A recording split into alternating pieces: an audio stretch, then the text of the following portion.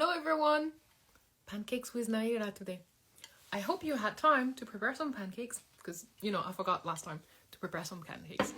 Today, I am so pleased and delighted to welcome with us Naira. So Naira is a dancer with the Het Nationale Ballet. And more importantly, she's a really amazing person.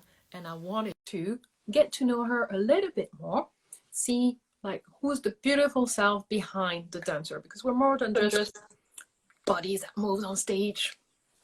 Hello! Hello! How are you doing? I'm doing good. How are you? I saw your pancakes. Yes, this time I had time to prepare some with honey. Oh. I know they're very simple though, but Pancakes are pancakes. They're my favorite, so but they're tasty. Check my pancakes out.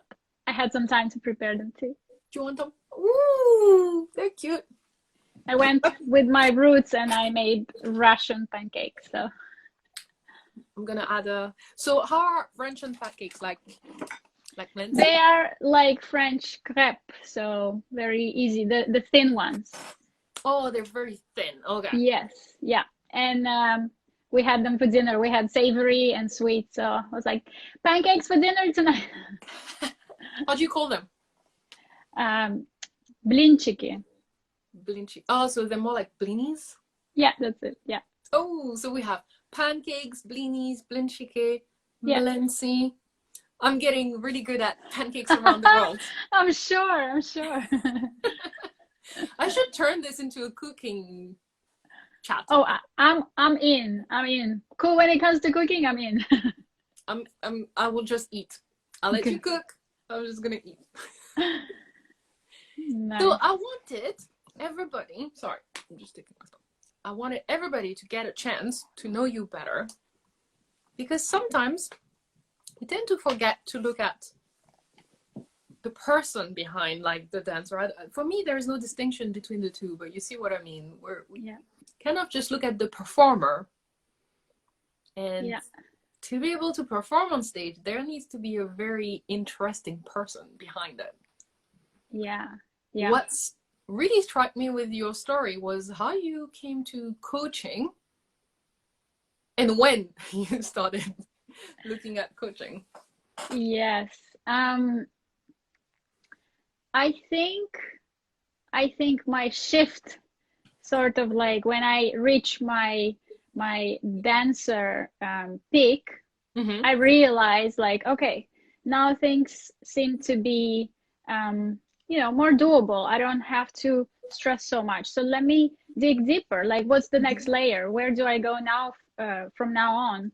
And that's when coaching happened. I had some moments in my life where I was questioning everything, and I needed to look deeper into personal development, into emotional intelligence. Psychology became super interesting. So just in time. You look into it for yourself, right?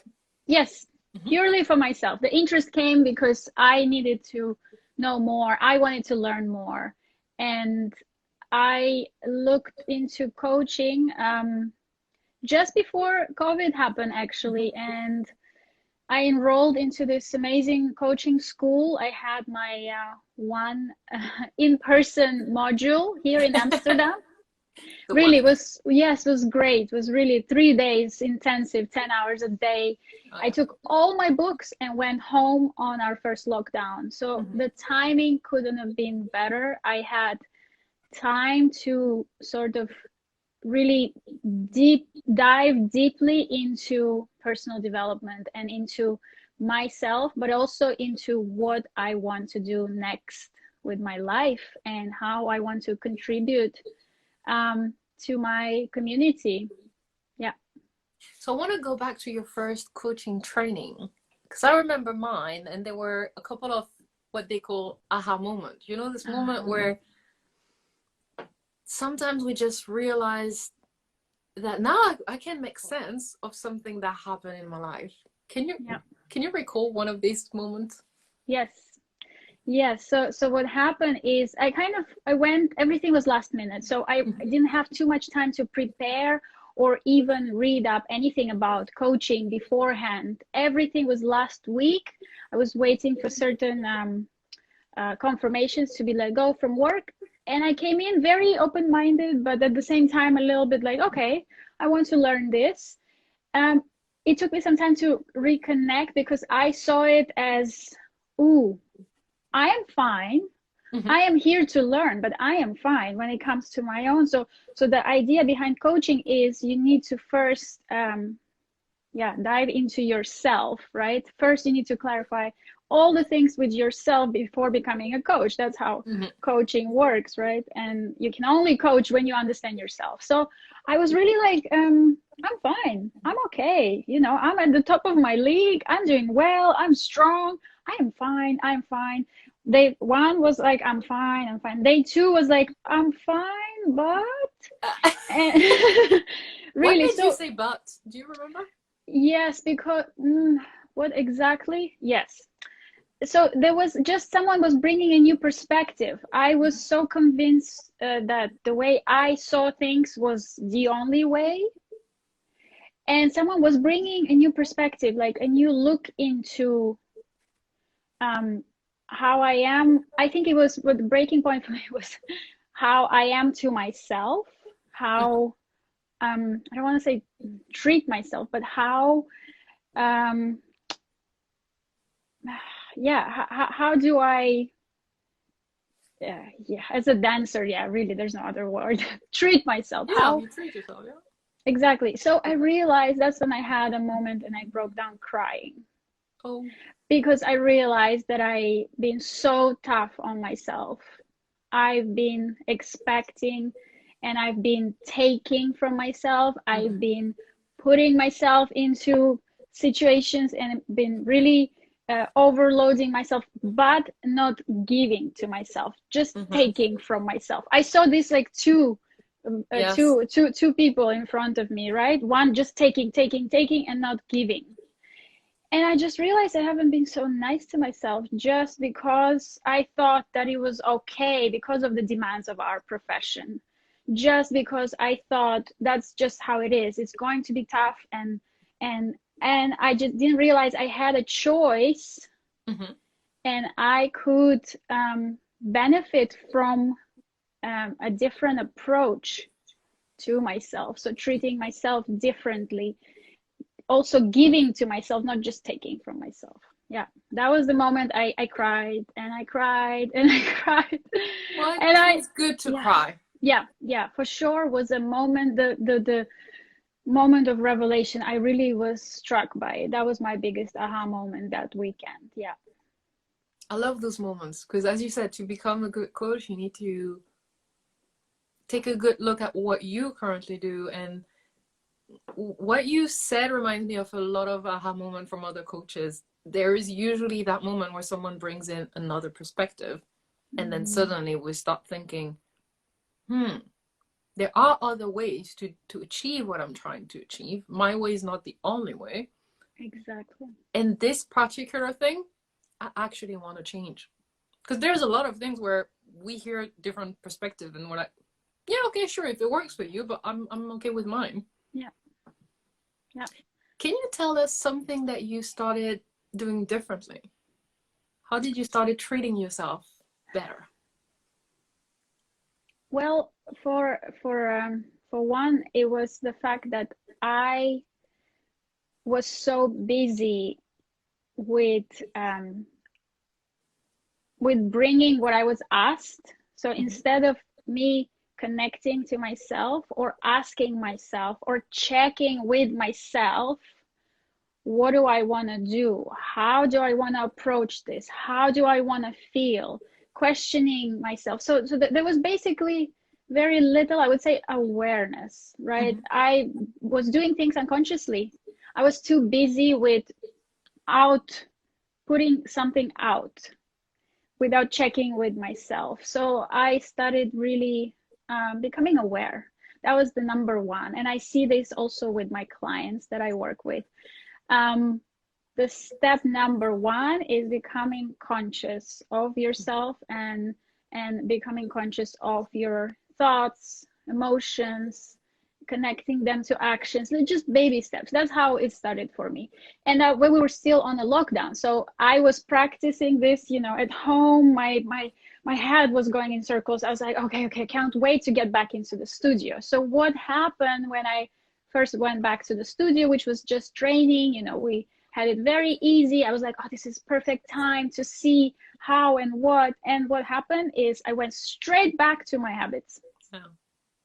I went straight back to approaching myself like I used to, seeing myself in the mirror like I used to. So all the old ways. And that's when I was like, wow, our brain is such a strong, powerful thing. You know, it really takes time and it takes training of your mind to slowly, step by step, to shift your beliefs, really.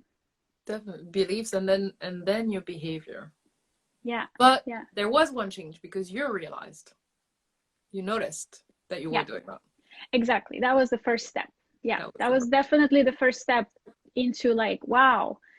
I just, you know, I walked into the building and everything went the old way. So I was like, no, let me slow down. This is a good time to try things differently.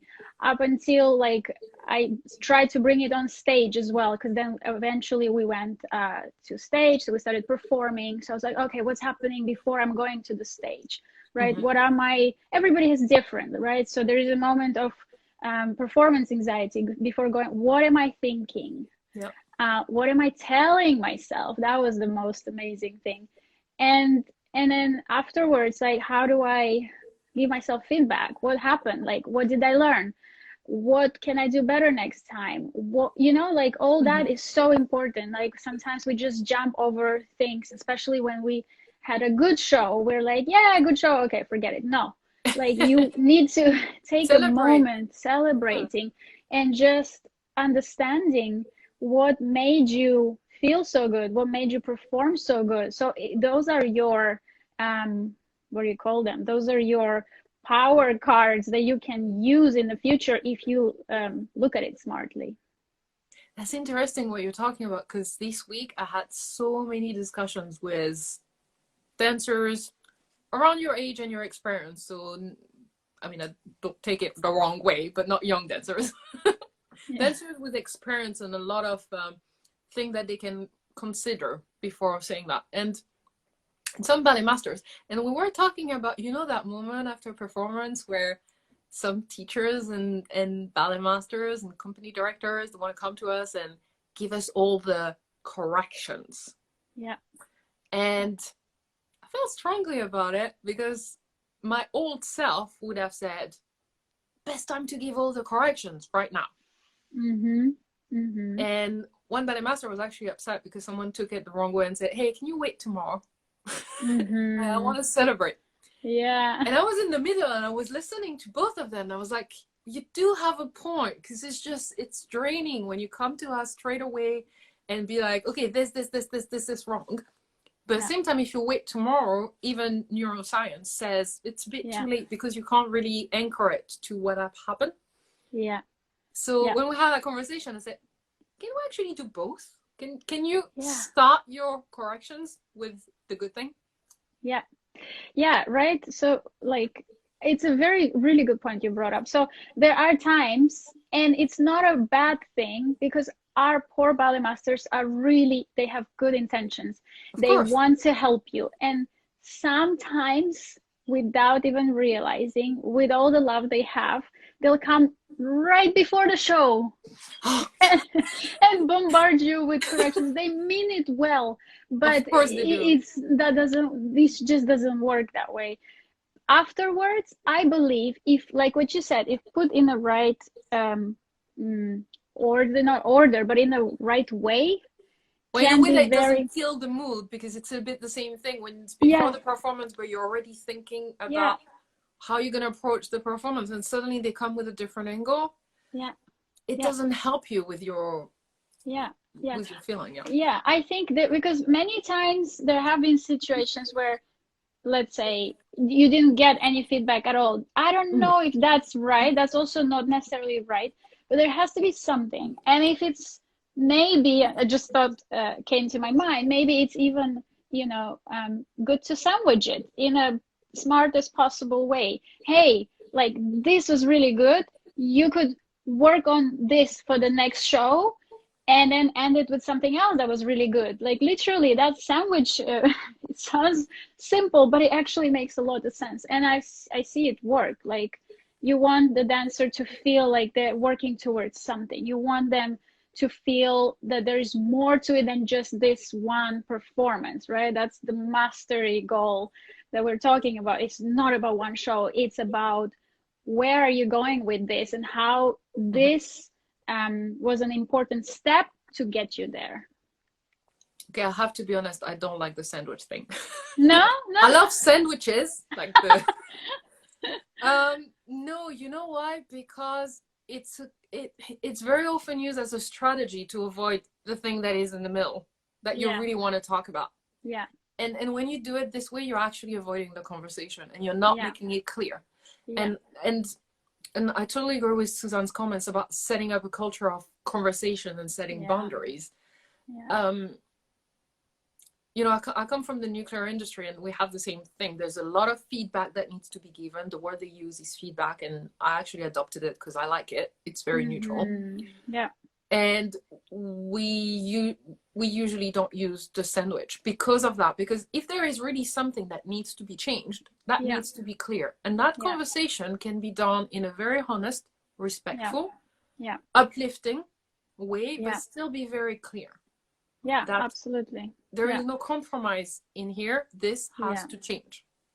Yeah. No, I agree with you. I agree that if there is work that needs to be done, I just thought maybe like right after the show.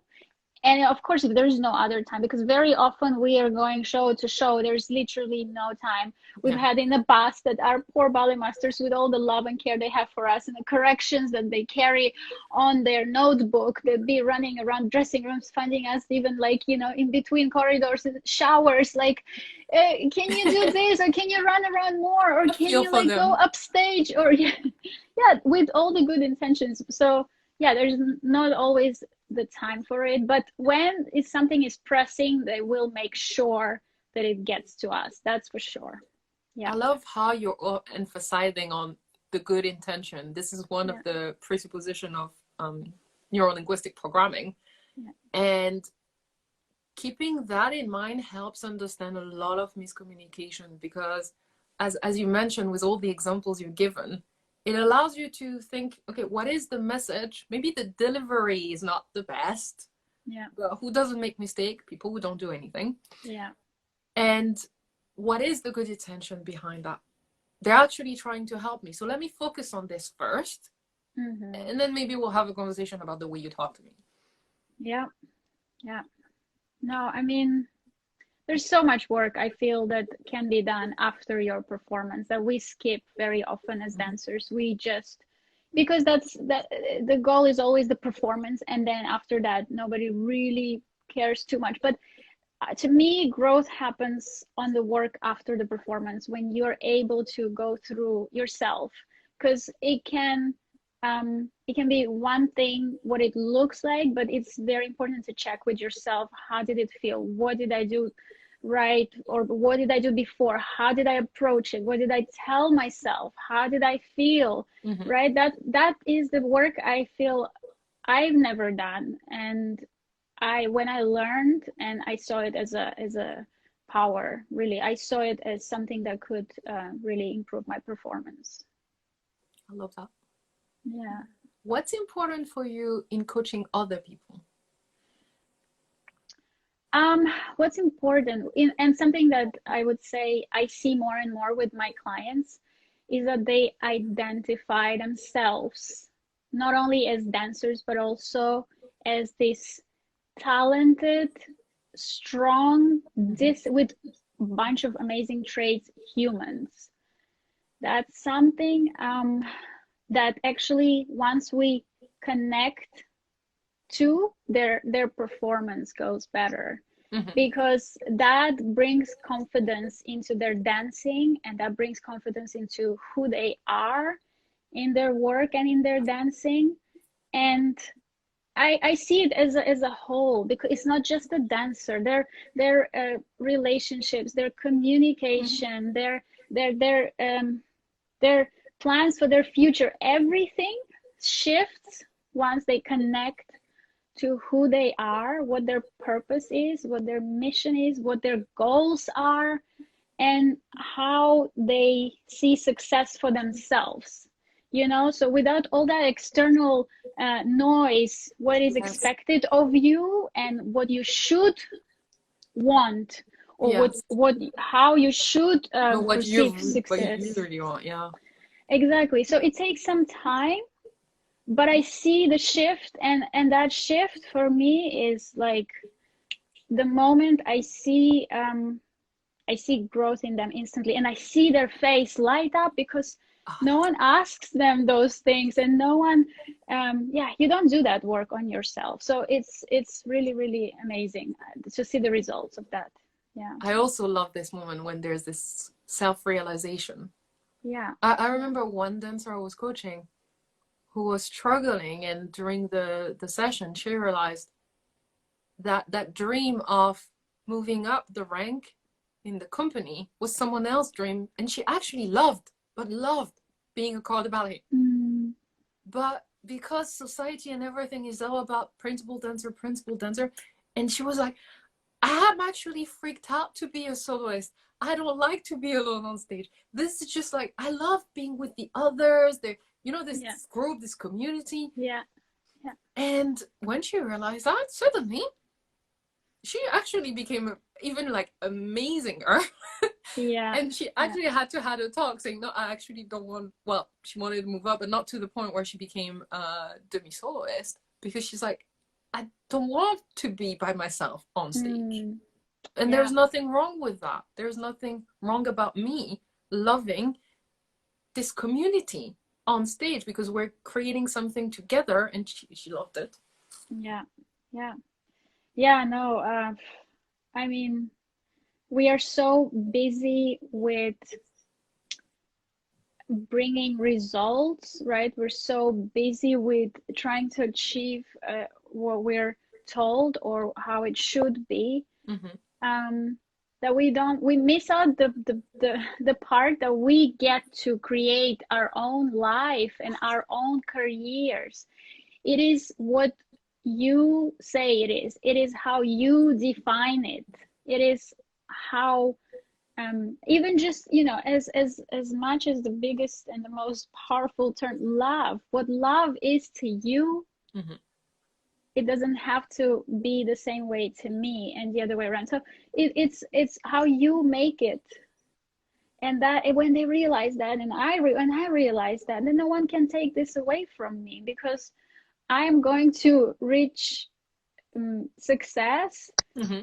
um, and I'm going to connect to how I'm feeling and how I want to feel. That's the most important. I love that. Yeah. So what's next in Naira's life? What's next in Naira's life? Honestly, to say, it's funny. I had a conversation with Suzanne about it just recently, and she We're asked me a connected. question. Yes, she asked me a question that I got a little bit lost in. I'm like, well, I have thought as far as a year ahead, Well, that's but good. she asked me like, what are you thinking 5 years ahead? And I got like, whoa, like I, woo. um, I am dancing. I am definitely dancing. I am the best dancer I've been. The way I feel about my dancing right now, I've never felt about. And like I said, it's just shifting certain beliefs and looking at myself differently. Mm-hmm. It helped me improve my performance, helped me improve my motivation at work like never before. I am hungry for more. I feel stronger than ever, even through this hardest year of all for us artists.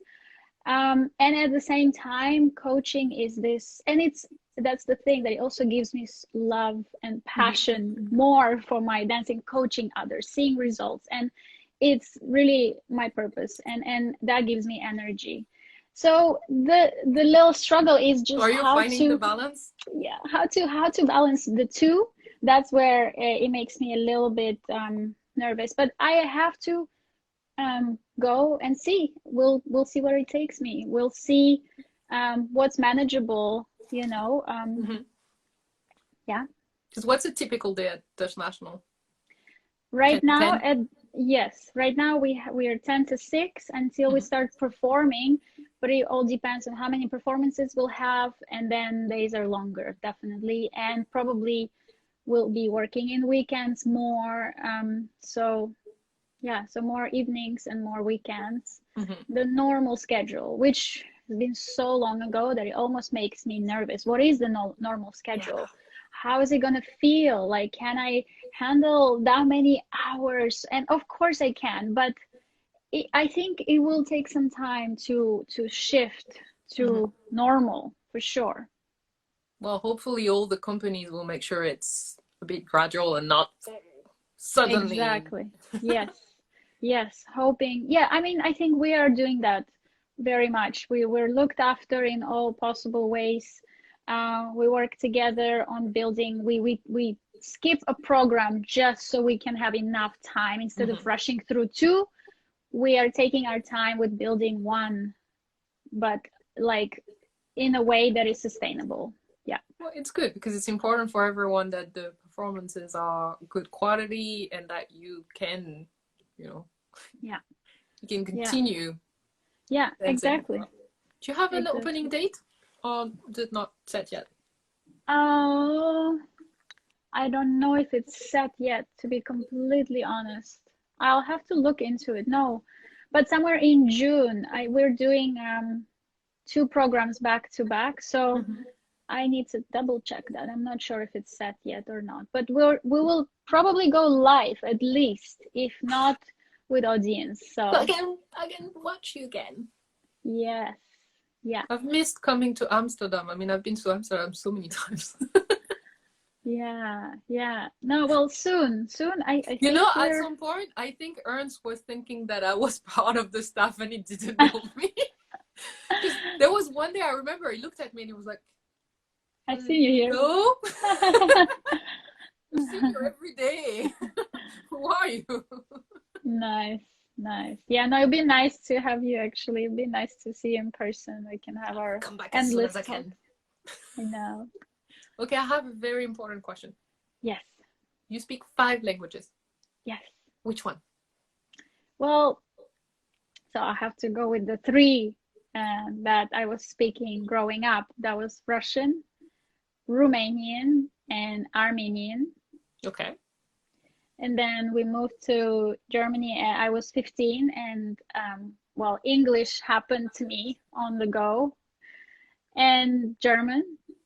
Well, and they'll have to be, well, Dutch probably I before was about German. to ask, like, Dutch before German, but then it will be 6 languages with yes, German. so we're at 6. Yeah. And So, I understand more because of Romanian. I yeah. understand definitely, and I speak some Spanish. I understand Italian, and French is somewhere there as well because I studied it in school. Czech So also, maybe. Have you tried? I hear it. I might understand some, but they understand us more than we understand them. That's funny, Oh, right? Yeah. I think you and I are more similar than we think. Yeah. How long have you been in Amsterdam? Um, in August it'll be 13 years. 13. So you came through the tenure thing that Sasha was talking about with me. Yes. So Yes. what was your tenure thing? What did you do after 10 years? Well, Sasha and I, we went to celebrate together, actually. I still remember. We got our bouquet of flowers. We Yeah. had a little bonus in our salary and we went to Ooh. celebrate. Yeah. Yeah. No crazy thing? No tour around the No. world? Right. And who's gonna Bungee do all the jumping? dancing? Who's gonna do all the dancing? No, no, no. It was just easy. Yeah. But we just been on holiday, so we just came back from our summer break. Um, so we've yeah, we've celebrated somewhere there. That's nice. Yeah. That's nice. Well, I don't want to take too much of your time. It was lovely chatting with you. Yes, definitely nice to chat with you Thank you, too. everyone, for joining us. There was no question today, though. We were that good. Well, sometimes we'll have no question because the conversation is so interesting and we're just drawn Yeah, into it. So I right. hope that was the reason. Yes, Well, I'll definitely. speak to you very soon, Naira. Thank you so much. It was lovely chatting with you. I get to learn to know you a little bit better each time. And don't forget to eat your pancakes. That's where I'm going. Smells so good. All right. Bye.